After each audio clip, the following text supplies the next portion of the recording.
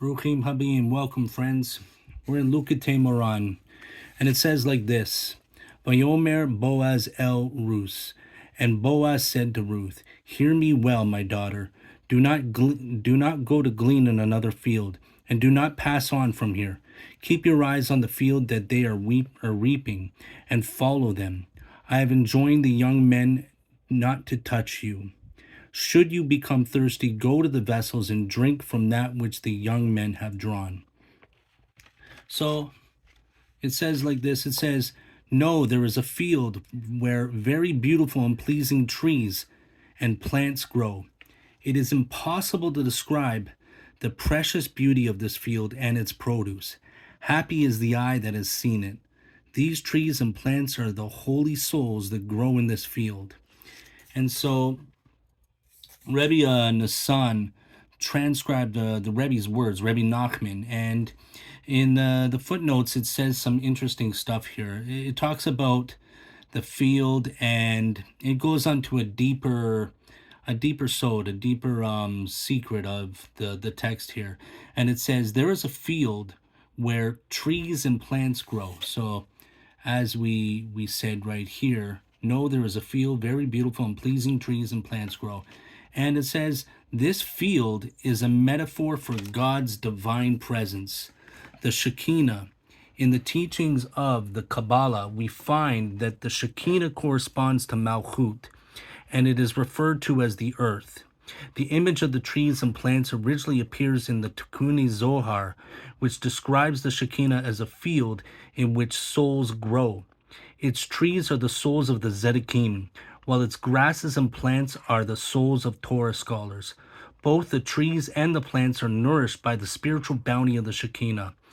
This bounty of nourishment flows from Chokhmah to Bina into the six Sephirot that comprise the divine persona Zer Anpin, whose lowest Sifra, Yesod, delivers it to Malchus.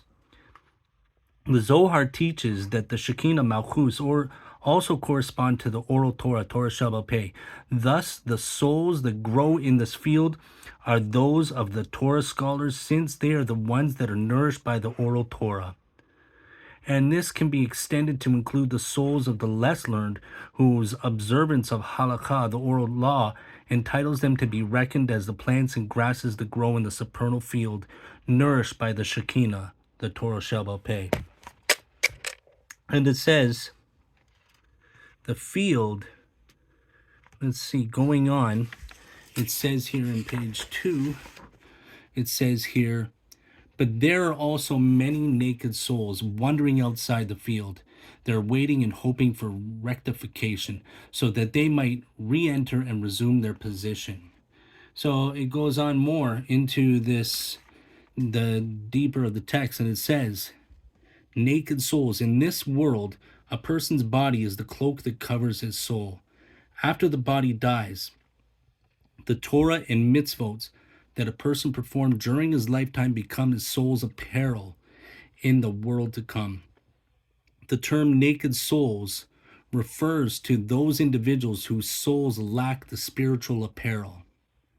Either they did not perform any good deeds during their lifetime and so have no garments to don, or they afterwards regretted the mitzvot that they performed and so lost their spiritual clothing. These spiritual garments are needed in order to screen the soul from the infinite light that will be revealed in the next world. And even there, the intensity of God's light is too awesome for man's soul to benefit from and bask in the light. So the soul will need protection that spiritual garments provide. And it goes on and it says, although our lesson's primary focus is the manner in which the very great Zadik rectifies the living and brings them back into the field, this unique Zadik certainly also rectifies the souls of the dead. As Rebbe Nachman once said, everyone can see worldly pity. People see the pity of those who lack food and drink or are in serious trouble. They know how the people react to someone without clothing or shoes. One who sees clearly can also perceive the great pity that we ought to have for our souls, that are literally naked in the next world. For if a person lacks clothing in this world, others can take up a collection and buy it for him. But the clothing one needs for the next world is Torah and mitzvot, and these cannot be given as charity. Nevertheless, a person who is close to the true Zaddik can run to him and receive any necessary article of spiritual clothing. The Rebbe concluded, "Happy is he who is worthy of eating many chapters of Mishnah, drinking a number of psalms, and clothing himself with some good deeds." Now, what's interesting is it talks about this clothing and in the next world. And if we go to actually in the Brit Hadashah, Matthew 25:36, Yeshua says, I was naked and you clothed me, and it's a deep concept. It's really right now like Mashiach is the Zaddik that is actually hiding in a place of nakedness, meaning there's not much mitzvot going on. And where is that? That is in Rome, that is in Christianity. And as we go through Likutey Maharan, we're going to see that this concept is right here, right in the concepts of Likutey Maharan. And just going on a bit more, let's see here.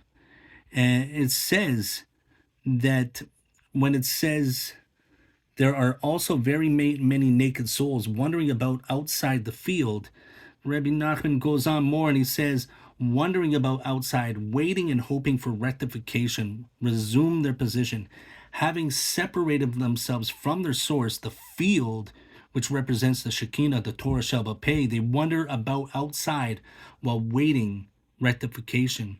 The Kabbalah teaches that a person who dies without having doing teshuvah for his sins must be reincarnated or gilgul in order to rectify his wrongdoing. And I'm not going to go so far into that, but it is a concept and it's not so black and white with reincarnation. There's concepts of gilgul. It's not reincarnation like some may understand. There's different opinions, but that's a whole entire another subject. But it says that what's interesting is that it talks about the wandering soul. And he says that it's important to note that although Gilgul, it means achieving one's tikkun, it's not always affected immediately. There are times when the souls return to this world postponed. Several centuries may pass before the process even begins. This is why some naked souls wander about outside the field. They're waiting rectification. I don't know if I'm actually enjoy watching these ghost shows just for entertainment. Maybe it's a little dark and maybe I shouldn't pay attention to them. But there's these concepts, these shows show like spirits haunted houses, or ghosts and souls wandering in the afterlife. And this is kind of what Likutey Maharan is saying, that there is these souls that actually haven't even gone to a domain to rest or even have dealt with their full destination process. And so I think that's just pretty interesting. I've had questions in the past from people I study with. Do you believe that ghosts or souls wander the earth? Well, here's maybe the first source I've actually seen of that, and I think it's pretty interesting anyway. And so it goes on to that, but also let's continue here. It says, even a great soul on which many other souls depend, when it goes outside the field, sometimes has difficulty returning there. And let's see what the commentary says here. It says, a great soul on which other souls depend. The RE teaches that the Zaddik soul is like the trunk of a large tree, whose many branches, twigs, and leaves are the souls of his followers. This is the reason certain souls gravitate to one Zaddik while others go elsewhere, each being an offshoot of a particular tree. In our context, the trees are the greater souls, those of different Zaddikim, on which the lesser souls depend for their spiritual sustenance. Sometimes the soul of such a Zaddik will leave the field in order to assist one of the souls dependent upon it. And so talking about trees and the Zedekim and these things, we have in the Brit Hadashah, Yeshua HaMashiach says in Yochanan chapter 15, it says, I am the true vine, and my father's house is the vine dresser, and my father is the vine dresser. He will remove every branch in me that does not produce fruit, but whatever produces fruit, he will purify to make its fruit abundant. You are already purified through my word that I have spoken to you. Stay in me and I in you. Just as the branch does not produce fruit on its own, if it does not stay on the vine, it is the same for you if you do not stay in me. I am the vine and you are the branches. So this is like exactly what we're reading here in Likutey Maharan. And it says here that sometimes they have difficult returning there, and Rebbe, it goes on more in the footnotes here, about the Ari's teachings. It says Moshe and other very great Zedekim descend into the realm of the other side. This is known as the Sitra Achra, in order to remove from there many souls as they can. And this is a concept that even the Or Chaim talks about Esav as doing that on purpose, that Esav was on such a high level, but he purposely went off the derech. He went to the goyim and was actually investing time in there. And the Or Chaim says he was actually going into the Sitra Achra, the other side, to gather the sparks of holy sparks trapped within the other side, the holy in the klipa. And so we even see in Yochanan chapter 6 verse 25, where Yeshua is with a crowd of people and he goes onto the boat with his disciples, and it says that they found him on the other side of the sea and said to him, Rabbi, when did you get here? And you see, this is also, I believe, a mystical remez to Yeshua actually going to the other side, really meaning into the klipa, to go and grab some holy sparks that were hidden. And this is the job of Mashiach ben Yosef as well. The Shlach HaKodesh talks about these concepts, about the Mashiach must go into these places. And it's all through Torah anyway, this concept. And so that's pretty interesting. And so it carries on and it says, all of them are asking and hoping for the master of the field who can involve himself in the necessities of the rectification. For in certain cases, a soul is rectified through someone's death. And Rebbe Nachman talks about this, and he says, in heaven, the deaths of the Zedekim brought atonement for the Jewish people. And it says, so through someone's death or through someone's mitzvah or act of worship. Okay? And going on, and it says the Kabbalists actually explain that the souls which are outside the field are punished by being made to roam the world. It can happen, however, that if as it wanders from place to place, the soul of the wicked individual binds with that of a righteous person. This occurs when a righteous person gets angry, for example, and thereby renders himself susceptible to this undesirable confluence of souls. If the righteous individual then does teshuvah, the wicked person's soul will positively be affected. It may even merit as an ascent that will bring it back into the field. Now, that's just mind-blowing. And this is one of the reasons why I wanted to share this. This is a little deep, but I think this is just amazing stuff here. And so it says, anyone who would muster up his courage and undertake to be the master of the field must be deliberate and firm, a warrior and wise, and a very great Zadik. He has to be an exceptionally great, on a great spiritual level. There is an individual who can complete the task only with his own death. That's for all those anti-missionaries and people that love Tovia Singer, and I get all these private messages saying no one can atone for someone else's death, no one can die for someone else. It's all over in Judaism and in with the sages. But anyway, it says, yet even for this, he needs to be great and on an exceptional spiritual level. Okay, and so it says the master of the field has to be on an exceptionally great spiritual level. The field corresponds to Malchut, the source of all souls. The Ari explains all souls enter into Malchut, which is another word for kingdom. And so, and this is the concept of Ibur that emerged from Malchus. And in the concept of birth. And so the very great Zadik who would undertake to be master of the field has to have achieved a spiritual level that transcends Malchus. At the very least, he has to reach the level of Yesod, which is just above Malchus, and the level immediately above Malchus, and the one to which the concept of the Zadik generally corresponds. And thus, to merit being the master of the field, one must be a very great Zadik, such that one becomes the root soul for all the souls that need tending and rectification. And so, carrying on, it says, for there are very many great individuals who even with their death would be of no help. Only a person who is great and on an exceptionally great level can complete what is necessary in his lifetime.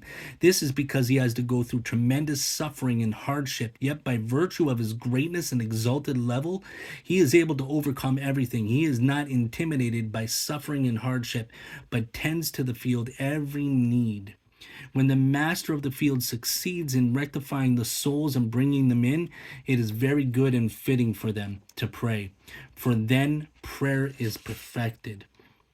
And so in the footnotes, again, it says that great individuals who, even with their death, would be of no help. This is because none is a root soul. You know, it's interesting because Yeshua says, I am the root and the offspring of David.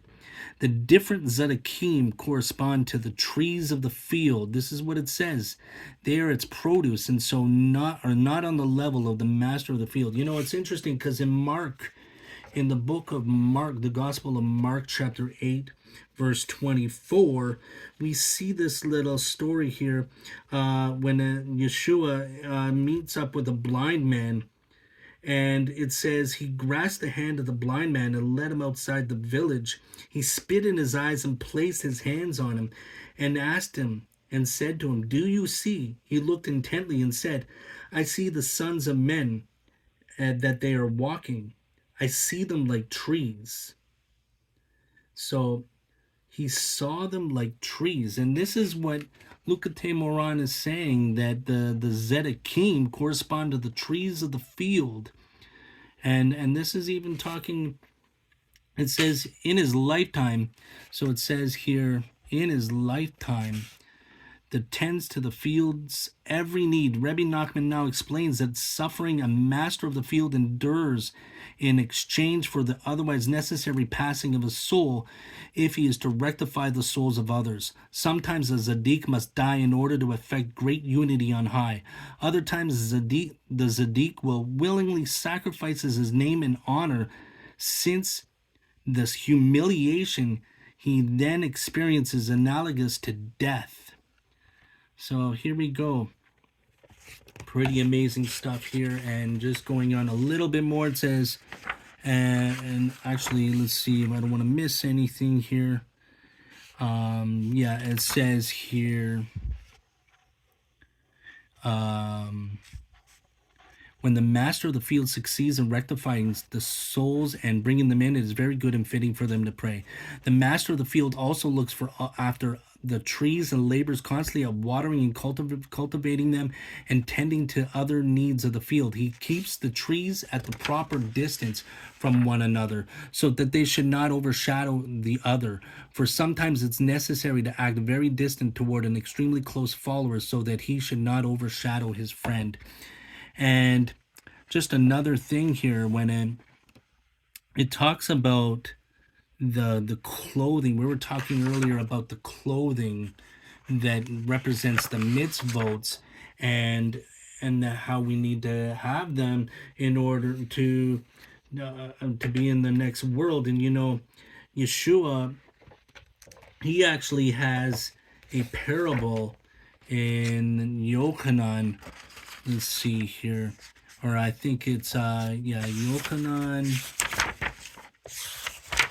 Or let's see here.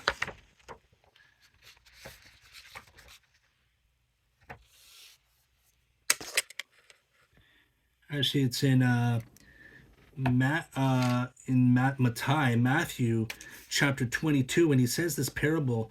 It says, the kingdom of heaven can be compared to a king of flesh and blood who made a wedding celebration for his son. He sent his servants to summon those invited to the wedding celebration, but they did not want to come. He continued sending other servants, saying, say to those who were invited, look, I have prepared my feast. My oxen and fattened animals have been slaughtered. Everything is ready. Come to the wedding celebration. But they did not pay attention to this and went their way. On one to his field, another to his business, and the rest seized the servants and mistreated them and killed them. The king became enraged, sent his legions and destroyed those murderers and burned their town with fire. He sent his servants to the wedding celebration and is prepared, but the ones invited were not fitting for it. Now, please go to the road crossings and invite everyone you find to the wedding celebration. And it says, those servants went out to the roads and took in everyone they found, both bad and good, and the wedding house was filled with dinner guests. When the king came to see the dinner guests, he saw a man among them that was not dressed in wedding clothes. He said to him, my friend, why did you come here without wedding clothes? But he was speechless. Then the king said to his attendants, tie his hands and feet and carry him out and throw him into the outer darkness, where there will be wailing and grinding of teeth.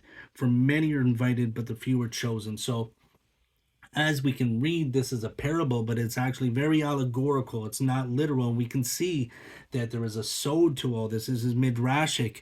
So that the parable, the king in this parable is actually referring to HaChodesh Baruch Hu. The son is actually referring to the Mashiach. The souls of the kingdom who rejected the invitation.